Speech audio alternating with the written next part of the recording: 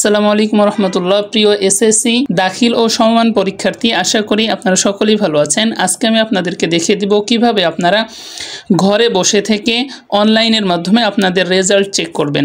Result check করার জন্য আমাদের ফোনে যে ক্রোম ব্রাউজার আছে এই ক্রোম ব্রাউজারটি ওপেন করে নিতে হবে। আমরা ক্রোম ব্রাউজারের মধ্যে প্রবেশ করছি। এর ফাঁকে একটি কথা বলে রাখি, আপনি যদি আমাদের চ্যানেলে এই প্রথম হয়ে থাকেন তাহলে অবশ্যই আমাদের চ্যানেলটি সাবস্ক্রাইব করে পাশে থাকা বেল বাটনটি অন করে দিন। তো চলুন আমরা দেখে নিই কিভাবে আমরা রেজাল্ট বের করব। রেজাল্ট বের করার জন্য আমাদের এখানে যে সার্চ বার আছে, সার্চ বারে আমাদেরকে লিখতে হবে বাংলাদেশ এডুকেশন বোর্ড। এখানে আমরা লিখতে কিন্তু আমাদের সামনে এগুলোতে সাজেস্ট করবে যে বাংলাদেশ এডুকেশন বোর্ড। এগুলোর মধ্যে থেকে আপনি আপনার পছন্দ মতো একটাতে ক্লিক করবেন।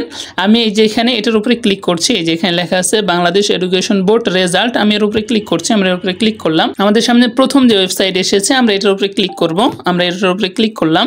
এরপরে আপনাকে এটা একটু জুম করে নিতে হবে। জুম করার জন্য আপনি এখানে একটা আঙ্গুল দিবেন, এখানে একটা আঙ্গুল দিবেন। আঙ্গুল দেওয়ার পরে আপনি এটাকে ধরে বড় করার চেষ্টা করবেন। বড় করে এই অবস্থায় ধরে এটাকে সামনের দিকে নিয়ে আসবেন।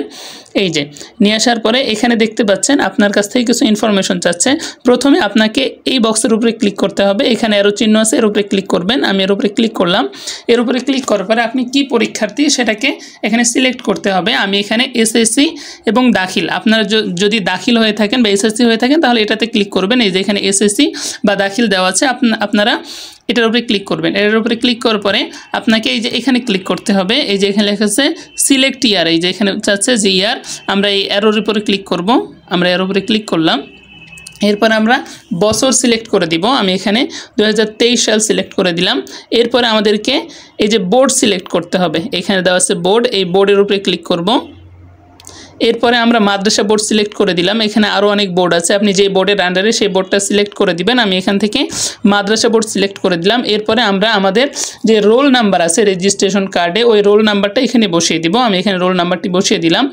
এরপরে আমরা এখানে রেজিস্ট্রেশন নাম্বারটি বসাবো। আমি রেজিস্ট্রেশন নাম্বার বসিয়ে দিলাম। এরপরে এখানে একটি সংখ্যা আছে, দেখুন এই যে 4+3 কত হয়? 3 আর 4 কিন্তু 7 হয়। এই যে সমান চিহ্ন দেওয়া আছে এখানে দেখেন, এই যে সমান চিহ্ন পাশে যেই ঘর, এই ঘরটাতে আমাদের কিন্তু 7 লিখে দিতে হবে। আমরা এখানে 7 লিখে দিব। আমরা এখানে 7 লিখলাম। এরপরে এখানে লেখা আছে এই যে সাবমিট লেখা আছে, এই সাবমিটের উপরে আমরা ক্লিক করব। আমরা এর উপরে ক্লিক করলাম। এর উপরে ক্লিক করার পরে এই যে দেখেন একটা কিন্তু সাদা অপশন এসেছে, কারণ আপনি যখন রেজাল্ট দেখবেন তখন ওয়েবসাইটে অনেক বেশি চাপ হবে, যার কারণে আপনার আসতেও পারে নাও পারে। এই জন্য আপনাকে এটাকে আবার রিলোড করতে হবে, উপর থেকে টান দিয়ে এরকমভাবে রিলোড করতে হবে। এই যে দেখুন আমাদের রেজাল্ট কিন্তু চলে এসেছে, আমাদের রেজাল্ট শিটটা এখানে দেখা যাচ্ছে। আমরা এটাকে একটু জুম করে নেব।